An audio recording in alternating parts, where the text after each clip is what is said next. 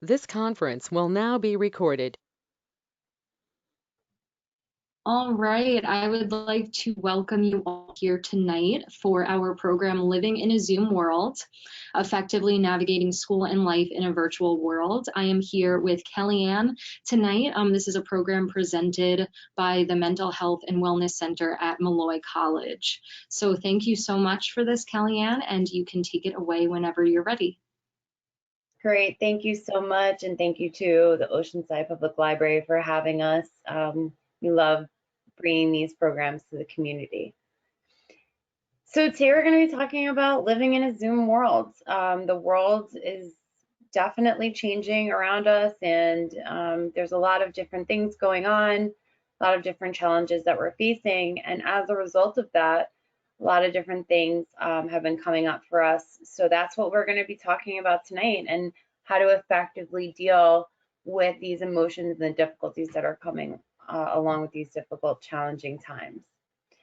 So I want to introduce myself. I am Dr. Kellyanne Brady. I am a licensed mental health counselor in New York and also the clinic director of the Mental Health and Wellness Center at Molloy College.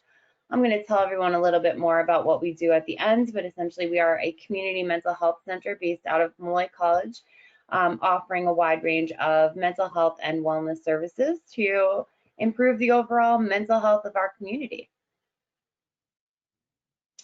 So today, this is what we're going to talk about. We're going to start off with understanding the emotions that we're experiencing during this time.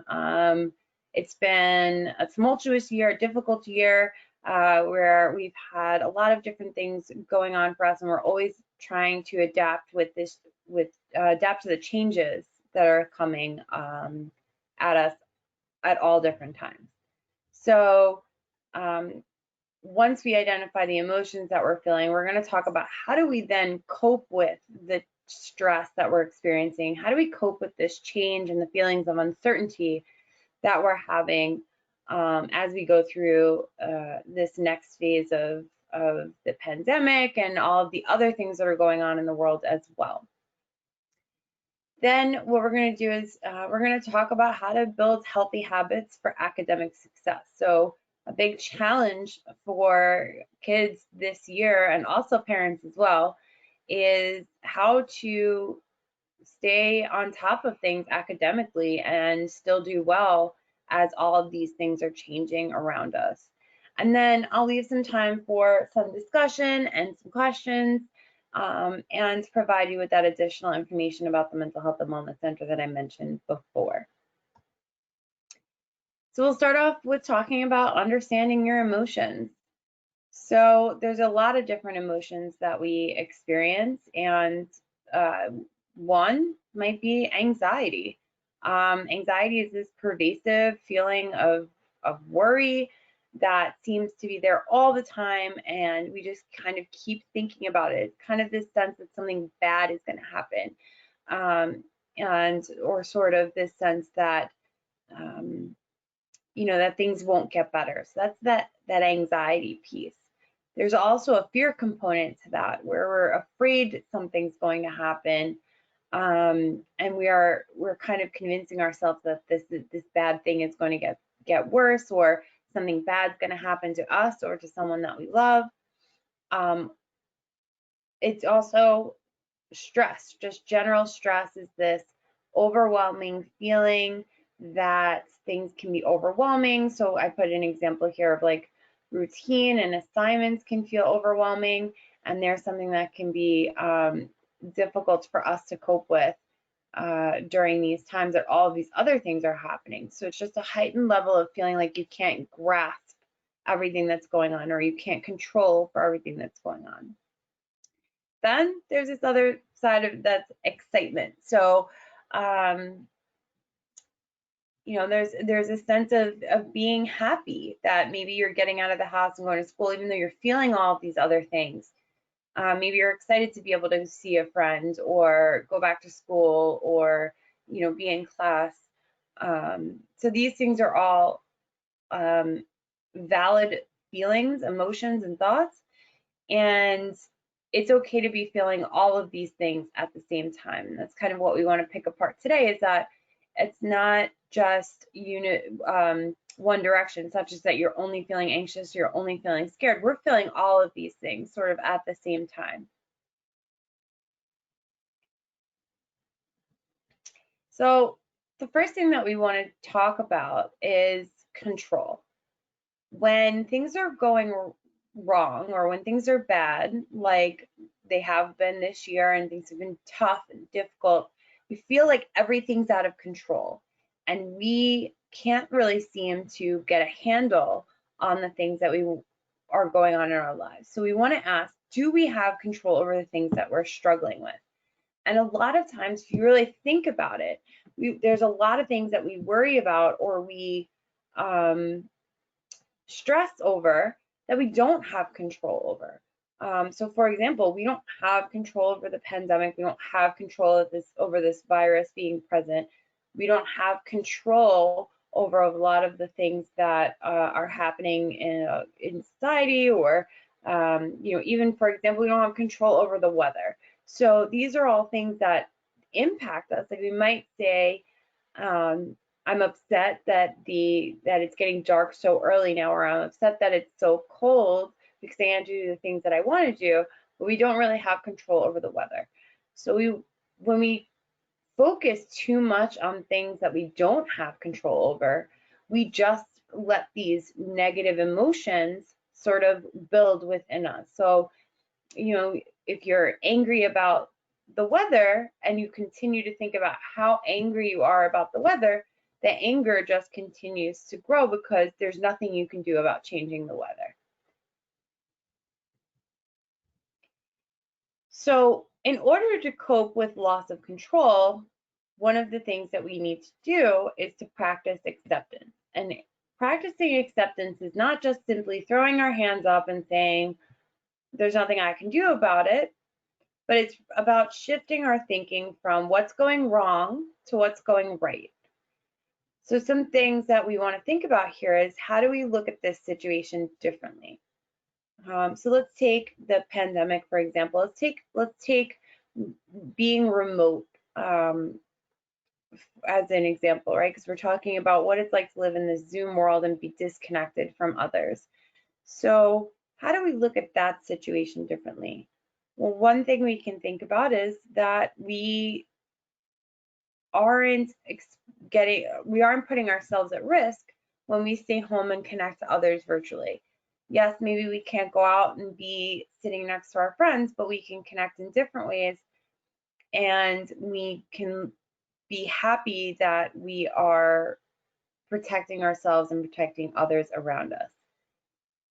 It also helps to look at the bigger picture, to take a step back from what is affecting us, what is impacting us, how do we feel about something, and take a step back and say, like, well, what's the bigger picture? Am I the only person experiencing this right now? Are there other people who are feeling similar to me about this? And then also look for a silver lining. So silver linings from this past year might be that we've spent more time with family, we've gotten more quality time. Maybe we've picked up some new hobbies, or gotten into new games, or made some new friends online. All of these things can be silver linings to an overarching bad time, or this year that's been pretty difficult for us. So we do want to find the positive things to focus on during this period of transition. So in this year, we've gone through some really difficult times in the beginning, to it getting better, and now kind of feeling that uncertainty again, not really knowing whether things are going to continue to get worse to the point that they were, or if things are going to be not as bad, if there's going to be a vaccine for these things. All of these things are kind of going through our minds, but we can still focus on the positive things that are going right. So now that we've identified some of the things that we've been experiencing during this time, let's talk about what to do with them. What can we do to make ourselves feel better? So now that I've talked about some of the things that we've been experiencing this year, keep in mind what maybe you've experienced. Maybe there's some loss or some sadness that you've been feeling, or some frustration. Keep those emotions in mind as we talk about how to actually deal with them as we go forward. So support is so important, and we're here to talk about what life is like now, living in this Zoom world where we're doing everything sort of at a distance, but that doesn't mean that we don't need to have our support team around us. There's ways to connect with those who are there to help us, and I've put some examples here for you to think about in terms of who can be there to help you. So one group of individuals that could be there for you as teachers and your school staff.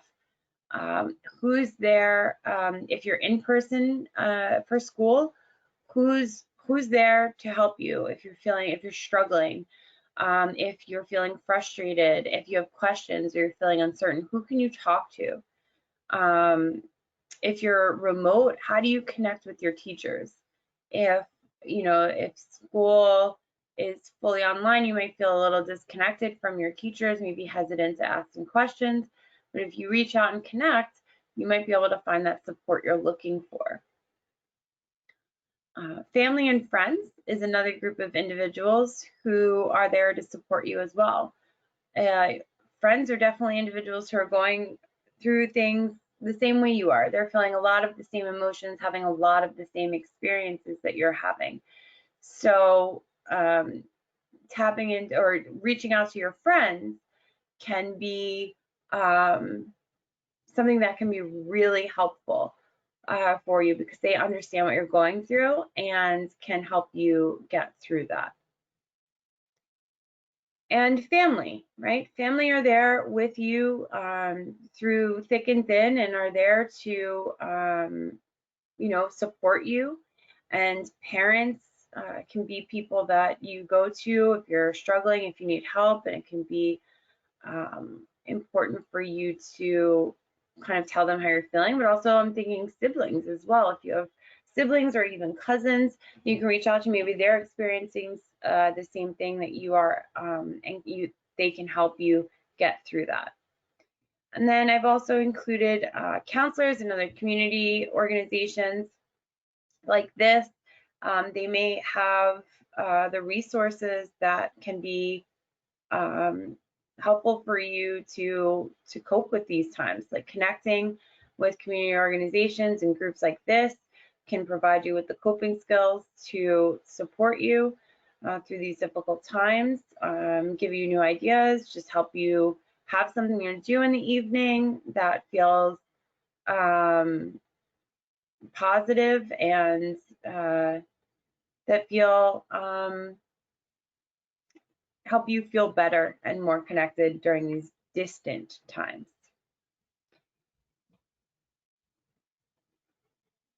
So one of the things that I love to talk about in regards to trying to cope with difficult emotions and difficult times is talking about practicing gratitude. So gratitude is essentially saying thank you for the things that are in your life that are good.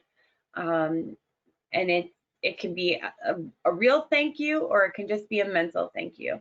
But essentially, practicing gratitude means taking note and being aware of the positive things in your life that you're appreciative of.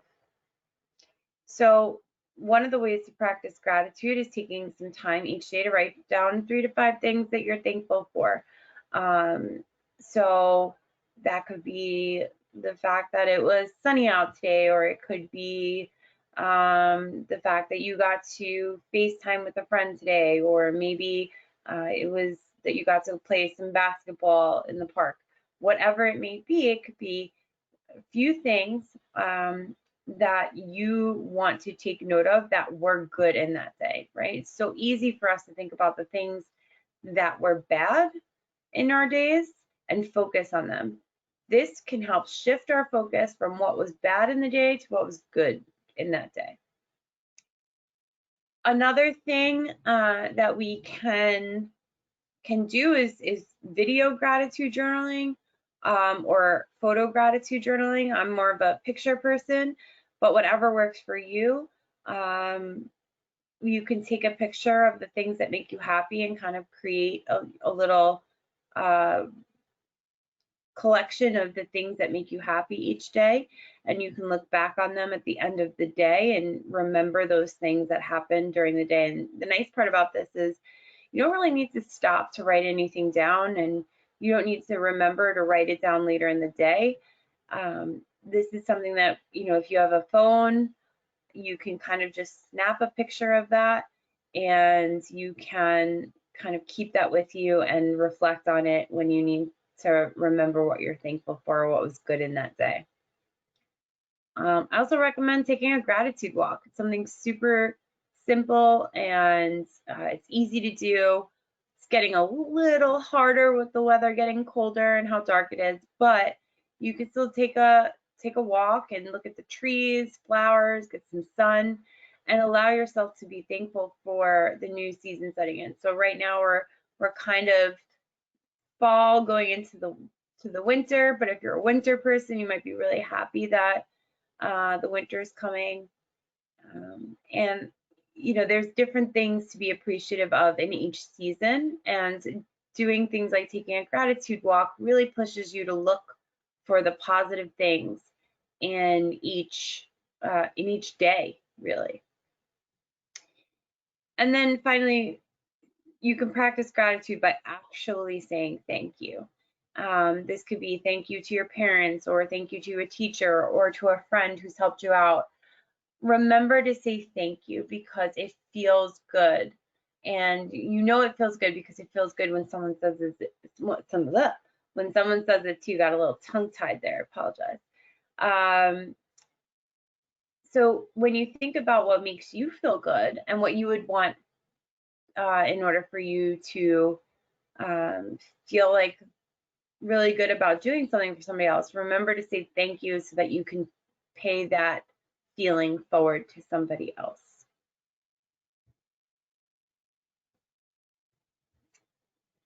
Really love to talk about practicing mindfulness during difficult times because it's a very easy to do skill, but it's extremely helpful.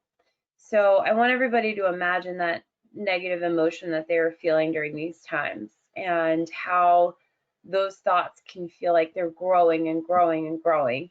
And it's because we kind of keep thinking back to our past or thinking about the future. And we're constantly consuming our mind with all of these difficult thoughts. Mindfulness is about bringing your thought back to the present moment. So not focusing on what happened or what will happen, but focusing on what is happening. And even if it's not a permanent state that you stay in, or even if you're not practicing mindfulness all the time, every day, it at least gives you a break from thinking about all of the things that stress you out or make you worry or make you frustrated or angry.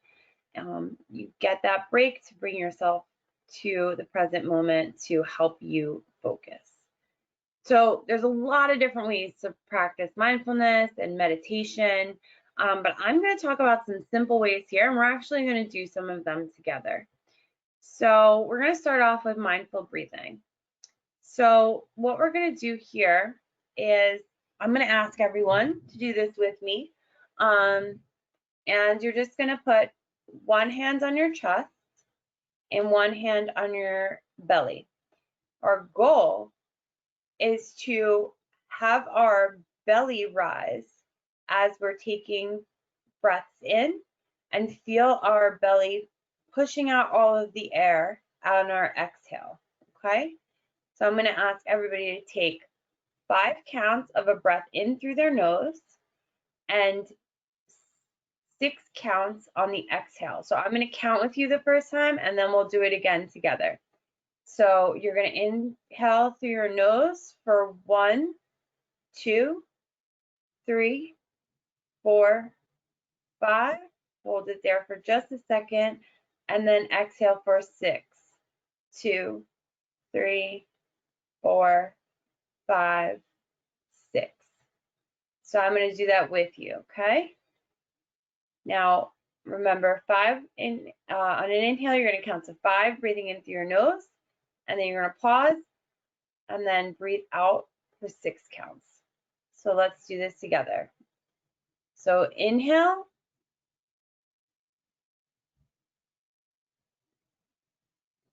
pause, and exhale.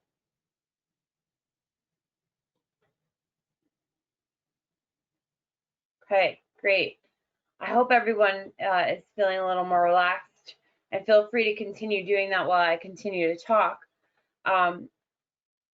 So mindful breathing might be like, we breathe all the time. Why is that helpful? Well, there's a couple of things that we did there that's not, that's a little different than regular breathing. We were paying attention to how we were inhaling and exhaling, whether it was through the nose or through the mouth, and we were counting along with our breath. So the counting is really helpful to make us focus on what we're doing in the moment. So if you're counting and practicing this breathing, your brain can't really attend to a lot of different things going on around you. It has to kind of focus on the breath specifically. So I hope that was helpful. The second one is progressive muscle relaxation. And we're just going to do one bit of this because you really want to go through your whole body when you do this. And a great way to find resources on this is by going to YouTube. You can find a lot of free videos that walk you through the whole thing. But essentially what we're just going to do today is we're just going to do our upper body. So I'm going to ask everybody to sit with in a comfortable position where they feel supported. And I'm going to ask everyone to make a fist with their hand and clench that fist. And then hold it for 3 seconds. 1, 2, 3. And then let go. And when you let go, fully let go. Wiggle out any remaining tension. And then do that again. Clench your fists and hold it for 3 seconds. 2, 1. And then let go and fully relax your muscles. And now I want to move up to your arms. So I want you to fully tense your lower and upper arms. Tense as many muscles as you can in your arms for 3 seconds and then release. And then let's do that again. Shake it out if you need to. Let's do that again. Tense all the muscles in your arms. Hold it for 3 seconds. 2, 1, and then release. Let it fall, let your arms fall fully onto the chair or bed or wherever you are. Okay, now we're going to do the shoulders. Okay, so to tense your shoulders, what you're going to do is you're going to scrunch your shoulders up real high and tense them up and hold them for 3 seconds. And then you're going to release. Let them fall all the way down. Okay, let's do that one more time. Shoulders, tense all the way up. Hold it for 3 seconds. And then release. Okay, so this is something you would do progressively throughout your body, head to toe. And the benefit of this is you gain a sense of relaxation throughout your body. And when you get this sense of relaxation, when your body feels relaxed, your body doesn't feel as if as threatened as the stress and anxiety and frustration and anger is making your body feel. So when you're in a relaxed state, your body can kind of tell your brain, it's okay, we're safe, we don't need to worry about this right now. The nice part about progressive muscle relaxation and it being a mindfulness activity is you really have to focus on the sensation of the tensing of the muscles and then pay attention to what it feels to relax. Okay, so I hope that if you enjoyed that little bit that we did, that you'll go look into some free resources on YouTube just by looking at progressive muscle relaxation. And this third one here is my favorite. So I'm going to walk everybody through this, and it takes just a few minutes to do. But it's something that can be really helpful in a lot of different situations if you need a little bit of a mental break. So I'm going to ask everybody kind of to settle in. You're not gonna really do anything with your body for this one. But I'm going to ask everyone to look around and identify something that they can see. Now, this is called the 5, 4, 3, 2, 1 technique. So it's really 5 things you can see, 4 things you can touch, 3 things you can hear, 2 things you can smell, and 1 thing you can taste. But we're going to do one of each for now. So 5 things you can see. So identify one of those things that you can see. What I want you to do is I want you to think about that thing that you're looking at. What color is it? Is it shiny? Is it dull? Is it big or is it tiny? Is it a lot of different colors or is it one solid color? Does it look hard or does it look soft? Now think about how often is this thing that you're looking at now in front of you? How often do you look at this thing? But when was the last time you've actually really noticed this thing or really considered this thing or really looked at it and thought about it? Probably hasn't been in a while because we're not really when we're not present in the moment, we're not really taking these things in. So see if you notice anything different or maybe something you haven't noticed before. And then we'll go on to finding something you can touch. So let's take a second to find something you can touch. So right now, for example, I'm touching the surface of my desk, okay? What does that feel like? Is it warm? Is it cold? Is it smooth? Is it rough? Does it feel soft or is it pretty hard and sturdy? What does it feel like? When was the last time you thought about that thing that you're touching right now? I know I don't really consider what my desk feels like very often on a daily basis. However, when I'm really thinking about it, a lot of different things come to mind. Let's think about something we can hear. You can hear the sound of my voice, or you can hear something more subtle, like for example, I hear my computer fan, something that I don't really notice much during the day, but then when I'm doing this exercise, it becomes pretty obvious that there's a fan trying to cool off my computer. So what's something that you notice? Is it a pleasant sound? Is it an annoying sound? What is that sound? Now consider something you can smell. These get a little bit harder. So what's something you can smell? I happen to have a wax warmer on, so it smells, I'm not sure what scent that is, but it smells pretty. What do you have around you that you can smell? Do you like that smell? Is it a good smell? Is it a bad smell? What does that smell remind you of? I think the smell that I'm smelling reminds me of laundry. And then one thing you can taste. So this might be challenging if you don't have something around you. But if you were doing this exercise, you might want to have like a hard candy or something like that to focus on to feel that. But often I always have a cup of tea with me. So I like to take a sip of my tea. Enjoy that taste. I become mindful of that taste. I know that it feels warm and it's something enjoyable.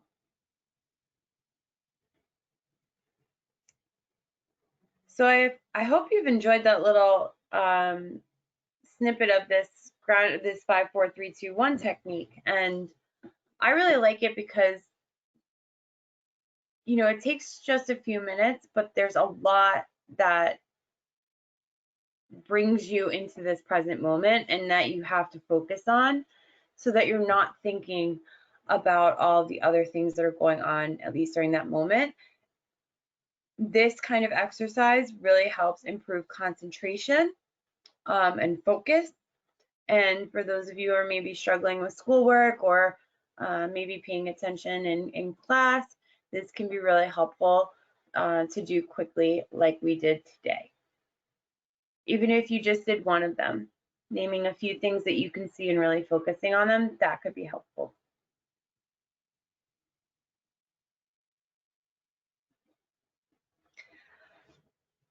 So exercise and physical well-being is what we're going to talk a little bit about next. We all know that there's, it always feels good to get outside and do some exercise and, you know, increase the endorphins that improve our mood.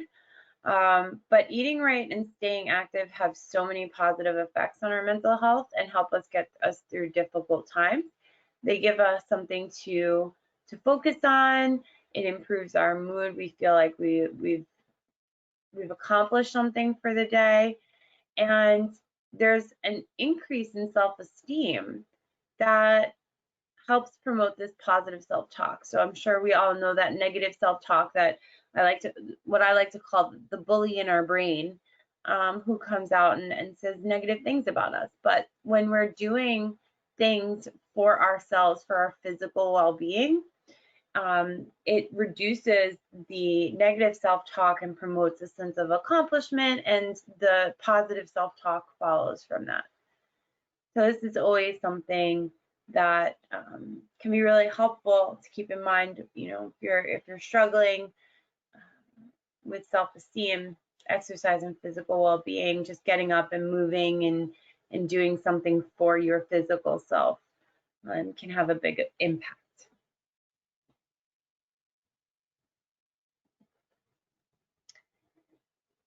So I love talking about practicing perspective taking as well. So you'll see in this image here that there is two different perspectives. So this one man is on this island and he is so excited to see this person in a boat far off in the distance. And this person in the boat is probably stranded at sea, and it sees this island and is so excited to thinking that he finally found land. So it depends on the perspective that you're looking at things from. So the main question here is, how do you look at the situation you're in differently? How can you take a different perspective? Remember, I talked about stepping back before. So how do we step back and look at the things that we're going through differently? How can we see the bigger picture, right? So they're seeing their situation from their perspective, but little do they know that they're both stranded and probably afraid. But this is a glimmer of hope that they're gonna get the saving that they need. But we want to be able to put ourselves in someone else's shoes so that we can see how someone else may see this picture, right? That's kind of called empathy, right? So we try to gain an understanding of how the other person is feeling. How do they understand what's going on for them? What do they need at this time? And then if we look for the positive perspective, you change the way that you think about things. So perspective taking really changes our thoughts, and that happens with gratitude as well. When we practice gratitude and perspective taking, we change the way that we think about things around us. We change the way that we think about our lives in general, and we switch from that negative pessimistic view to a more optimistic and positive view. So this is something that can be really helpful during this time, to understand that maybe things aren't all bad, that there are some good things in all of these situations that we're going through.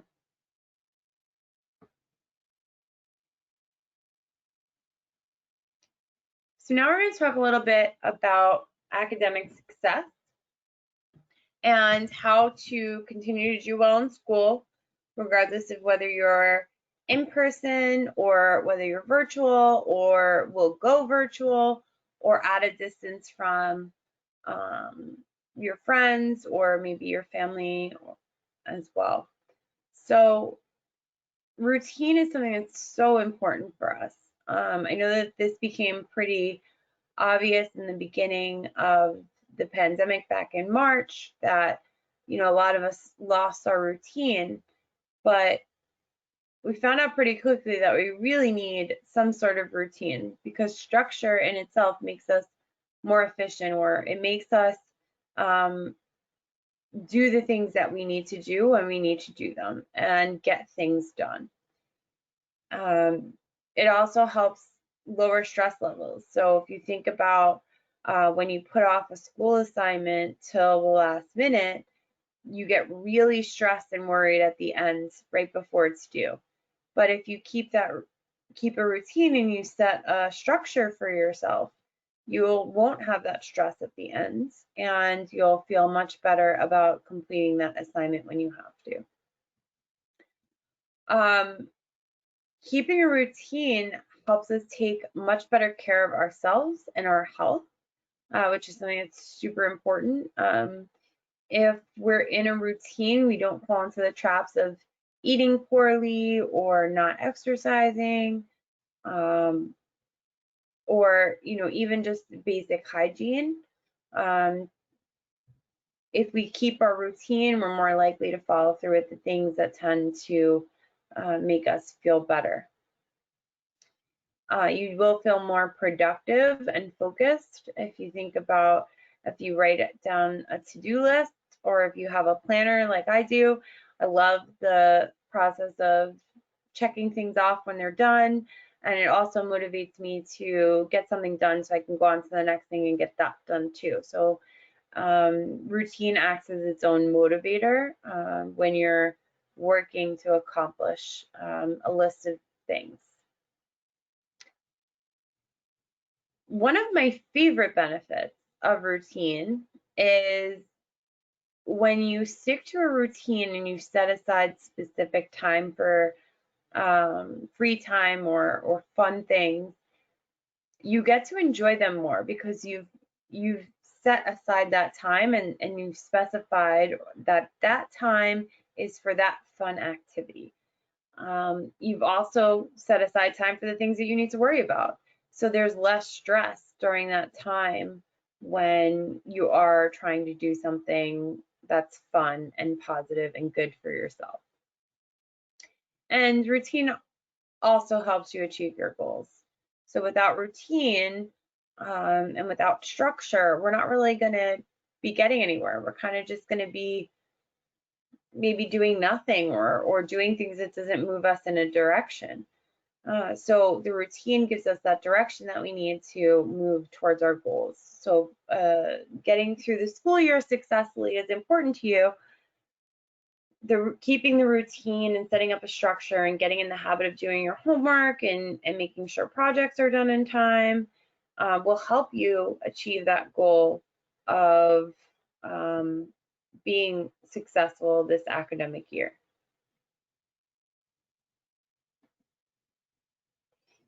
So we have, now that we've talked about the benefits of a routine, we're going to talk about how do we make and maintain this routine that we need for ourselves. So we want to attempt to recreate any structure from home and or school. So what's worked for us in the past is what we want to incorporate either at school or at home, whether you're remote or whether you're in person at school. The more that you identify what works for you and the more you know what you need to do to be successful, you should implement that in as many places, or you should follow that in as many places as you can to keep up that structure. So if you know that when you go to school, it's good to wake up at a certain time so that you feel ready and prepared for your first class, you want to keep that that time to wake up, even if your situation changes and you're no longer going to school in person, for example. Also think about what's worked for you in the past. A lot of the times we think that there needs to be a really complicated solution, or someone needs to present us with the most effective solution that will change everything for us and be the fix that we need. But a lot of times we already know what the fix is. We just have to remember what it is. So think back to times that you were successful, or think back to times that things were going well for you. What worked for you then? What helped you do the things that made that time a positive time for you? Getting a planner can be really helpful to organize yourself. I touched on this when we were in the last slide. Planners and to-do lists always help with progress and working towards a goal, but they also keep you organized so that you know where you need to be, when you need to be there, and what you need to be doing when. Never forget to prioritize sleep, nutrition, hygiene, self-care. I think that this goes hand in hand with the physical well-being as well. We need to nurture ourselves. We need to take care of ourselves and make sure that we're getting what we need in order to, be 100%. We need to get enough sleep so that we're recharged for the next day. We need to eat well to have the fuel to get through the day. We need to continue to practice good hygiene and take care of ourselves so that we feel good about ourselves. I know that many people suffered from perpetual pajama syndrome, and we were in pajamas for most of March. And, after a while, as awesome as that felt for a little bit, after a while it kind of got old. So we kind of wanted to put on regular clothes and make our hair nice, and that changes the way that we feel about ourselves. Kind of gives us a little boost of self-esteem and the motivation that we need to do what we need to get done. Focusing on what you can control. So as we talked about before, how important knowing what we have control over is, because if we're focusing on what we can control, it wastes our time and it wastes our emotional energy. So we want to focus on what we do have control over. So what can you do today? You could say to yourself, I am in control of when I shower, when I eat. I'm in control of when I do my schoolwork. If I have a show that I want to watch on TV, I know that if I do all of my homework by 8 p.m., I can sit down and watch that show without having to worry about whether my work's done or not, and still making sure that I get to bed on time. So you have control over all of those things. So you want to focus on what you do have control over and find out how to use what you have control over to your advantage. Never forget breaks and downtime. Rest is important, breaks are important, and having fun is important. So, if you have a hobby or if you want to spend time with friends doing something specific, don't forget to make time for that, because you need that to also help you recharge. And remember to be honest and gentle with yourself. This is so important. During difficult times, something that happens is we tend to kind of get down on ourselves. We kind of tend to beat ourselves up, but it's okay that if we're not okay all the time. We need to be aware of if we're struggling so that we can do something about it. So if you're having a rough day, or if you feel like you're not following through with something that you wanted to, just be honest about it, but be gentle about it. Don't beat yourself up over it. Just, you have control over that thing. So try and gently figure out what you could do differently so that that doesn't continue to happen.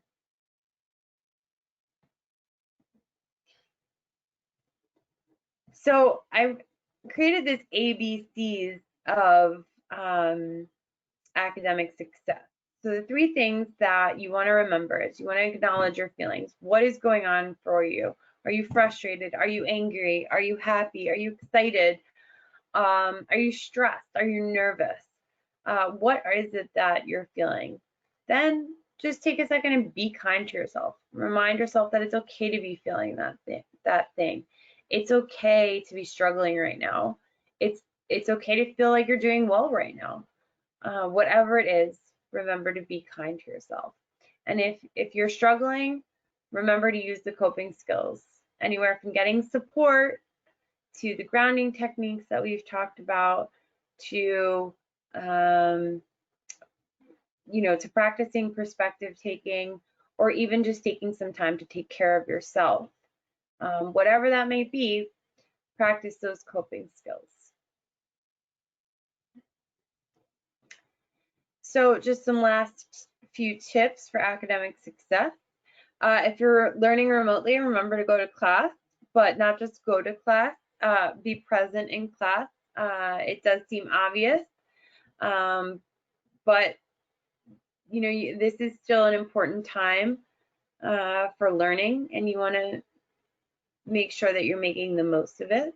You want to identify your study and learning habits. Are they working for you? If they are, that's great. Keep doing them. Don't lose them. If they're not working for you right now, what can you do to make them better?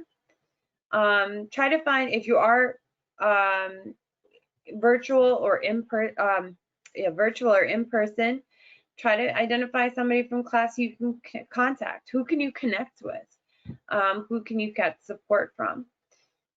Use your school's resources. Your school probably has a lot of different resources to help you out, maybe the library, writing center. This could even be community resources too. So your library, local library, writing center, guidance or a counseling center, whatever your school has to provide. If you need assistance, know where to get that assistance.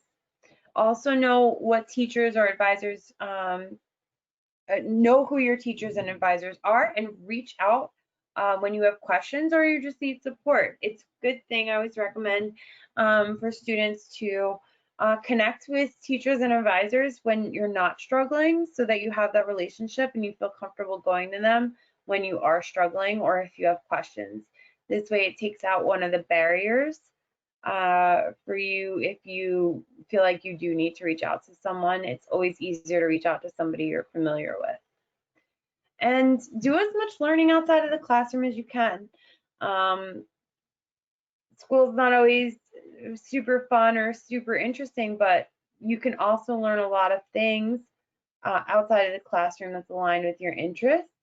And it can be really rewarding and make you feel good, and also nurture those personal interests that you have that can help offset some of the negative emotions that you're feeling. So we're going to wrap up here, and I want to kind of open it up if anybody had any thoughts or any questions. I'm happy to have a bit of a discussion. We have a few minutes left, so any questions or thoughts you may have. And while we do that, I'm gonna pull this up here. If you wanted to put a question in the chat or start a discussion in the chat, that would be great. And as you type that in, I'm just gonna talk a little bit about the Mental Health and Wellness Center. So as I mentioned in the beginning, we're a community mental health center where we offer individual counseling, family counseling, group counseling, and right now we're currently working fully remote. So we have telehealth services available, and our goal is to provide affordable and accessible mental health services to the community, in addition to providing wellness initiatives such as this workshop. If you are interested in some of our wellness initiatives, feel free to follow us on Facebook or Instagram at Malloy MHWC. We post a lot of different things. We have a morning uplift group at 8:30 on Instagram Live. We're doing a lot of things to kind of bring the community together around mental wellness, and we hope that you'll be part of that. Feel free to contact me at any of the information you have here if you have any additional questions or are looking for guidance, or if there's anything I can provide you with.